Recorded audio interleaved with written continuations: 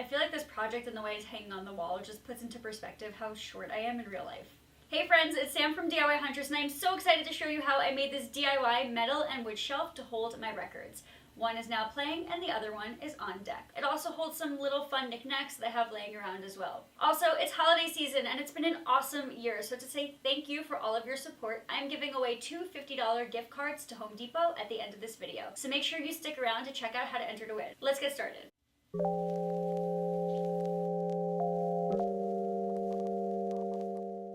This project is part of Home Depot's Prospective program. My other half and I are huge vinyl record junkies, and we love playing records but also having one on deck, so I really wanted to make a shelf that could house the casing for the record that was playing as well as the record that we wanted to play on deck next. So after taking some measurements and drafting up a super official plan as you saw in the first shot, I started by cutting some 1x2 boards that I found at Home Depot on my miter saw down to size. And as always, you can find the full list of materials, products, and a cut list for this project on my website by clicking on the link below this video. Now, in terms of process, I wasn't entirely sure how tall I wanted the top and bottom part of the shelf to be, so I basically just started by cutting out all of the pieces for the frame, and that included top and bottom, side to side, and also the pieces in between that would be the shelves. And once I had all of those long pieces cut, I then began to lay everything out on the floor of my workshop to get an idea of what I wanted everything to look like. And once I was happy with how everything was laid out, I then began to cut smaller pieces for the little dividers on the shallow shelves on the top and the bottom of the unit. I then brought out some records and just ran a dry fit before assembling anything permanently. Sweet! Alright, looks good. So as part of Home Depot's Prospective program, I got my hands on these Bosch Daredevil spade bits, and I decided to use them to create openings to add some decorative metal rods. Now, the really awesome thing about spade bits is that they are meant for cutting perfect holes into pieces of wood, so I knew that they would do a really good job. But I'll be honest, in the past I haven't had the best luck with spade bits leaving really clean cuts, so after clamping my piece, I did use some tape to try to reduce the tear out, and then after making my marks, I then used my drill and the spade bit to create a hole in the piece. Spoiler alert, first round was not successful and I completely broke through the piece. Fail, let's try that again. Okay, so rewind. There were a couple things I did not take into consideration when I drilled through this piece for the first time. One of those things being that I think that the opening that I was trying to make was a little too close to the edge, which was why it ended up cracking the piece. I also was a little too aggressive, and so I did have to practice a couple of different times of like drilling halfway through one way and then halfway through the other way. And in my practice, I actually figured out that these spade bits are awesome, and I actually didn't even need to use tape because there was very minimal blowout. And after finally getting a couple of pieces to work successfully, I then made my final measurements on these small divider pieces and drilled all the way through them by going halfway through on one end, flipping it over, and then drilling halfway through the other end. And these 2 divider pieces are the only pieces that I actually drilled all the way through on. I only drilled halfway through the outside pieces, which you'll see in a little bit, and this is so that the aluminum rods don't go all the way through the pieces on the ends. And once I made one full successful piece, I then decided to start drilling the holes in the second divider piece as well. And as you can see, I actually also used some sandpaper here to just give it a really nice rough preliminary sanding to make life easier later. I then ran a dry fit using the 3/8 inch aluminum rods that I found for this project, and once everything fit, it was then time to run a dry fit of the entire thing. As I began to work on the frame, one thing that made my life a lot easier was using those center divider pieces as templates for where my holes needed to go. I did still double and triple check all of the measurements because I wanted everything to look super straight, but it actually worked out really well and the template was pretty accurate. And essentially, like I mentioned before, once my marks were made, I used the same exact spade bit to drill about halfway into this piece. It didn't need to be a super deep hole and I didn't want to poke through the other side. I just need a place for the rod to sit inside the wood for when I epoxy it into place later. Now, while the top and bottom holes were pretty straightforward, once I got to the center, I did have to do a little bit more measuring because I wasn't measuring off of the bottom of the piece, I was measuring off of a shelf. So I decided to use both dividers as spacers to make sure that that bottom shelf was completely straight, and then I marked off that shelf and then measured from that shelf so that the measurements would match the same exact measurements I used on the other holes. In short, I did kind of make my life difficult here. I probably just could have used those dividers as a template as well for this and just measured the divider piece off of that shelf piece. But whatever, measuring worked out fine and it turned out great, so no complaints. Next part of the project was to focus on the metalwork, and I decided to go for 3/8 inch aluminum rods for this project because aluminum is actually soft enough to cut on a miter saw with a general woodworking blade.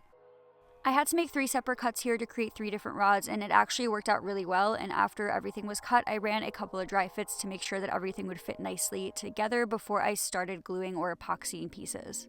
It was about here that I also decided I wanted to paint these pieces black, so I removed the aluminum rods from the piece, sanded them lightly, and then began to spray them using a black enamel spray paint. It's the same exact spray paint that I used on my DIY dining room table base.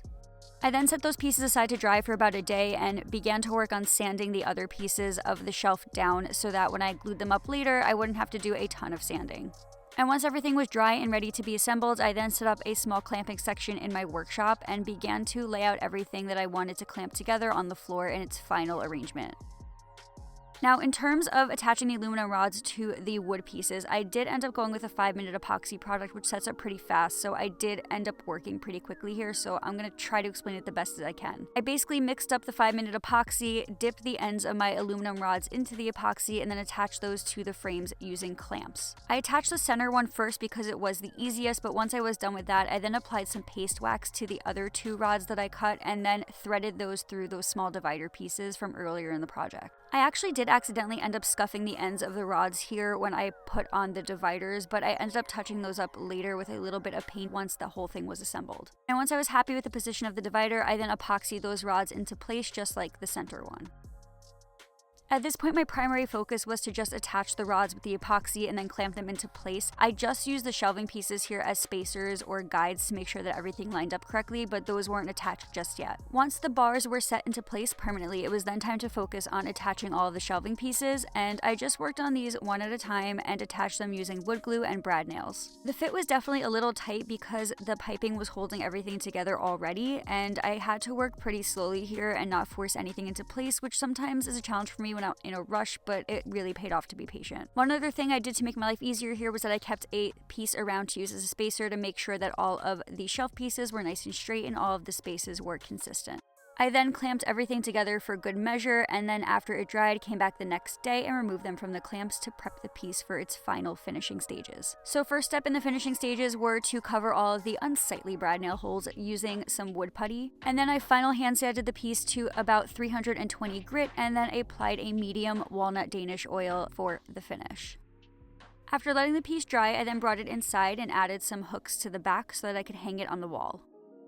And I thought this was a really good time to share a fun little trick that I use when I'm hanging things on the wall. After installing the hooks, I use painter's tape and I tape out the entire back of the piece. I use my pen to mark where those 2 hooks are, transfer the tape to the wall, use a level to make sure that the holes and the tape are level, and then I start drilling into the walls. I also make sure to use drywall anchors anytime there is not a stud available for whatever I'm hanging.